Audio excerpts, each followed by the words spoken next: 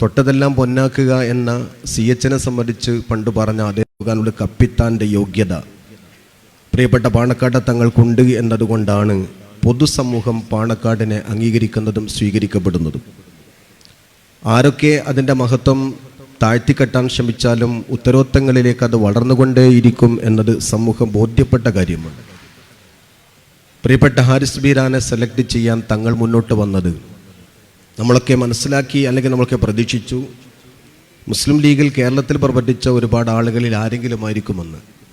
പക്ഷെ തങ്ങൾ പറഞ്ഞു ഒരു പുതുമുഖം വരാൻ പോകുന്നു, ഒരു പുതുമുഖത്തെ പ്രതീക്ഷിച്ചയോട് ഒരു പുതുമുഖത്തെ പ്രഖ്യാപിക്കുമെന്ന് പറഞ്ഞപ്പോൾ അത് പുതുമുഖം മാത്രമല്ല, ഒരു പൊതുമുഖം കൂടിയായി ഈ സമൂഹത്തിൽ എല്ലാവരാലും സ്വീകരിക്കപ്പെടുന്ന, മുസ്ലിം സംഘടനകളുടെ ഇടയിൽ എല്ലാവർക്കും സ്വീകാര്യനായ, മതേതര ഇന്ത്യയുടെ സകലമാന ന്യൂനപക്ഷ സമൂഹത്തിനും സ്വീകാര്യനായ, നല്ല നിയമജ്ഞാനമുള്ള, പാർലമെൻറ്റിൽ രാജ്യസഭയിൽ അനുഗ്രഹീതമായി ഈ ന്യൂനപക്ഷ സമൂഹത്തെ പ്രതിനിധീകരിക്കാൻ കൽപ്പിച്ച വിധത്തിൽ പ്രിയപ്പെട്ട ഹാരിസ് ബീരാൻ എന്ന യുവത്വത്തിൻ്റെ പ്രസരിപ്പോടുകൂടി പാറ്റിത്തെളിഞ്ഞ കപിൽ സിബിൻ്റെയും ഒക്കെ കൂടെ നിന്നുകൊണ്ട് പ്രവർത്തിച്ചതിൻ്റെ അനുഭവത്തിൻ്റെ സമ്പത്തിൽ ഈ രാജ്യം, ഇന്ത്യ പ്രതീക്ഷിക്കുന്നു അദ്ദേഹത്തെ.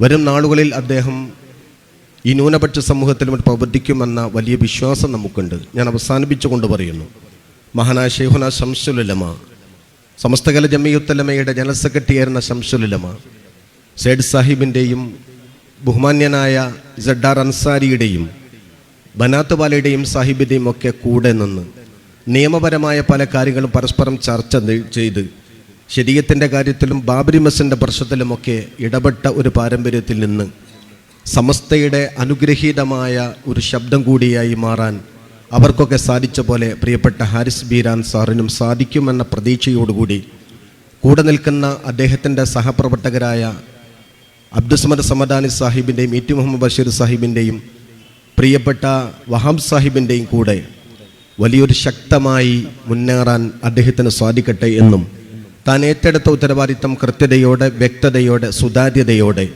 പടച്ച തമ്പുരാനെ ഭയപ്പെട്ടും ഇന്ത്യൻ ഭരണഘടനയോട് പൂർണ്ണമായി വിധേയപ്പെട്ടും തൻ്റെ ഓരോ നീക്കവും മുന്നോട്ട് പോകാൻ ജഗന്നിയന്താവായ തമ്പുരാൻ അദ്ദേഹത്തെ അനുഗ്രഹിക്കട്ടെ എന്ന് പ്രാർത്ഥിച്ചുകൊണ്ട് സമസ്തയുടെയും സുന്നി യുവജന സംഘത്തിൻ്റെയും എല്ലാവിധ അഭിവാദ്യങ്ങളും ഈ പൗരാവലിയുടെ സ്വീകരണത്തിൽ നൽകിക്കൊണ്ട് ഞാൻ അവസാനിപ്പിക്കുന്നു.